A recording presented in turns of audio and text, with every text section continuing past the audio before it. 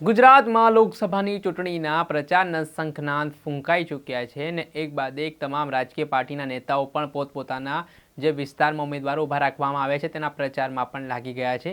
તેને લઈને ભરૂચ સીટ પર જે રીતે રાજકારણ ગરમાયું છે, મનસુખ વસાવાની પણ સત્તાવાર જાહેરાત ભારતીય જનતા પાર્ટીએ થોડાક દિવસ અગાઉ કરી હતી। ત્યારબાદ પહેલાથી જ જે ચૈતર વસાવાની જાહેરાત છે તે ઇન્ડિયા એલાયન્સ તરફથી કરવામાં આવી હતી। તે બંને વચ્ચે જબરજસ્ત ખરાખરીનો જંગ છે તે ભરૂચ સીટ પર ખેલાતો દેખાઈ રહ્યો છે। વાત કરવામાં આવે તો ચૈતર વસાવાને સમર્થન આપવા માટે આમ આદમી પાર્ટીના નેતાઓના ધાડે ધાડા છે તે નર્મદા જિલ્લામાં ઉતારી દેવામાં આવ્યા છે અને પ્રચાર પ્રસાર દરમિયાન ફરી એકવાર આમ આદમી પાર્ટીના નેતાઓ ભારતીય જનતા પાર્ટી પર વરસ્યા હતા। કોણ હતા આ નેતા અને શું તેમણે પ્રહારો કર્યા છે, વાત કરીશું આ વિડીયોમાં।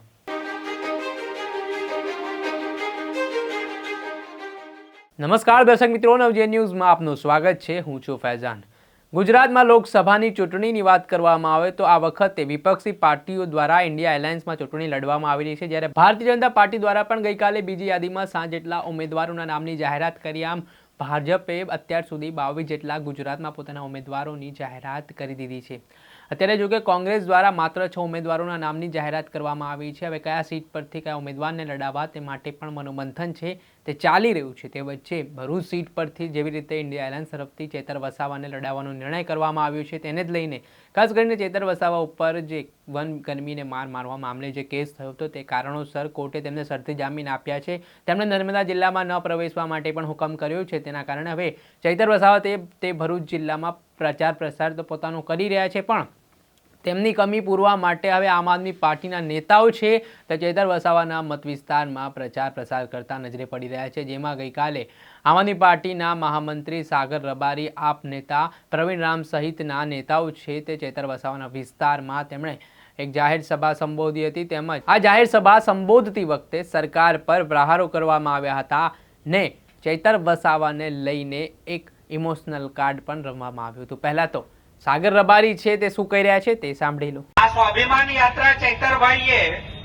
એટલા માટે કાઢવી પડી કે એક ગરીબ ખેડૂતને ન્યાય અપાવવા જતા એમના ઉપર ખોટો કેસ ભ્રષ્ટ ભારતીય જનતા પાર્ટીની સરકારે કર્યો, પોલીસને હથિયાર બનાવ્યો ભાજપે, આગળ ધર્યા અને અહીંના એક ચૂંટાયેલા લોકલાડીલા ધારાસભ્યની વિરુદ્ધ સાવ ખોટી ફરિયાદ દાખલ કરાવી।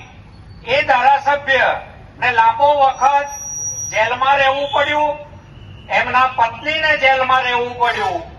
દેડિયાપાડાની તમામ જનતા ને મારી વિનંતી છે કે આજે આ વિસ્તારનો તમારો લોકલાડીલો દીકરો જે તમારા મતથી ચૂંટાઈને વિધાનસભામાં ગયો છે, એ પોતાના જન્મ દિવસે પોતાની માના આશીર્વાદ લેવા માટે ઘરે આવી શકતો નથી, પોતાના પત્નીને મળવા આવી શકતો નથી, પોતાના સંતાનો માટે સંતાનો સાથે એનો જન્મ દિવસ ઉજવી શકતો નથી, કારણ કે એ તમારા માટે લડતા, તમને ન્યાય અપાવવા માટે ભ્રષ્ટ ભાજપનો દુશ્મન બન્યો।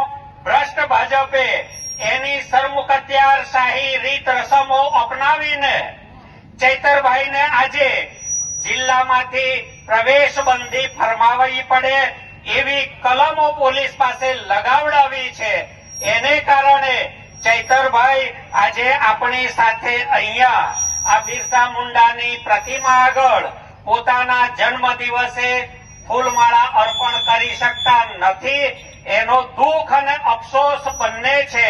સાથે સાથે યાત્રામાં જોડાયેલા, યાત્રામાં નહીં જોડાયેલા તમામ મતદારોના મનમાં આ બાબતે સખત આક્રોશ છે। આ આક્રોશનો ભાજપની સરમુખત્યારશાહીનો, એમના જુલમનો જવાબ આપણે ચૈતરભાઈને લોકસભામાં જીતાડીને આપવાનો છે।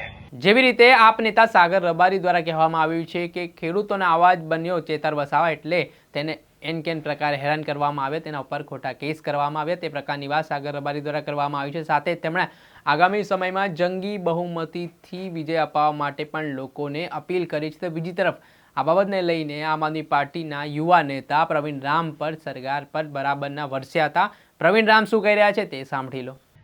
એ તમામને હું અત્યારે નતમસ્તક વંદન કરું છું ને એટલા માટે નતમસ્તક વંદન કરું છું કે સાહેબ આપ સૌએ તમે આશીર્વાદ આપી અને આ ગુજરાતને એક લડાયક નેતા આપ્યા છે, ચેતરભાઈ વસાવા આપ્યા છે, જેમાં લોકશાહીની આવનારા સમયની અંદર જીત દેખાઈ રહી છે.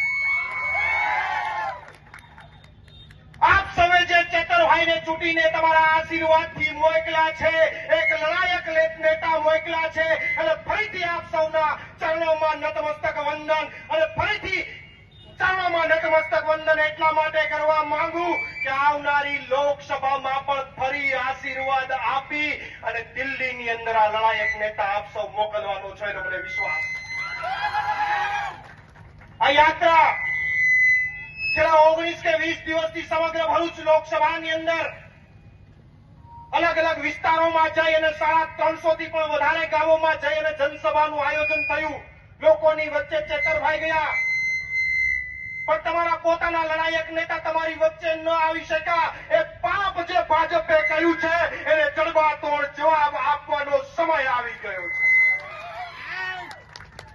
અરે સાહેબ, તમારા લાડકવાયા નેતા, તમારા માટે હર હંમેશ ઉભા એવા નેતા ને તમારાથી અલગ કરવાનું પાપ જેણે કર્યું છે એને હવે જડબાતોડ જવાબ આપવાનો સમય આવી ગયો છે. પ્રવીણ રામે પણ સરકાર પર બરાબરના ચાબખા માર્યા હતા અને ચૈતર વસાવાના સમર્થનમાં તેમણે સભાઓ ગજવતી વખતે આગામી સમયમાં લોકસભાની ચૂંટણીમાં જીત અપાવવા માટે પણ લોકોને આહવાન કર્યું છે. ત્યારે બીજી તરફ મનસુખ વસાવા પણ મેદાને છે. મનસુખ વસાવા પણ આ વખતે જીતનો વિશ્વાસ છે તે વ્યક્ત કરી રહ્યા છે. એ પણ 5 લાખની લીડ સાથે. હવે આમ આદમી પાર્ટી અને ભારતીય જનતા પાર્ટીના નેતાઓ અને કાર્યકરો હવે આમને સામને આવી ગયા છે. ચૂંટણીને લઈ હવે ગણતરીના દિવસો બાકી રહ્યા છે. હવે જે અલગ અલગ સમીકરણો ભરૂચમાં બની રહ્યા છે, અપક્ષ ઉમેદવારી કરવા માટે પણ કેટલાક કોંગ્રેસના નેતાઓ અને અન્ય પાર્ટીના લોકો તલપાપડ બનતા હોય તેવું દેખાઈ રહ્યું છે, જે ચેતર વસાવા માટે એક મુશ્કેલીનો સામનો કરી શકે તે પ્રકારની સ્થિતિ હોઈ શકે છે. પરંતુ આ બધી વચ્ચે કોઈને ફાયદો થાય છે, કોઈને નુકસાન થાય છે અને આગામી સમયમાં કઈ રીતનું સમીકરણ ભરૂચ સીટ પર રહેવાનું છે તે તમામ બાબતે આપને માહિતગાર કરતા રહીશું. એટલે નવજીવન ન્યૂઝની ચેનલને આપ લાઇક કરો, સબસ્ક્રાઇબ કરો અને વધુમાં વધુ શેર કરો. નમસ્કાર.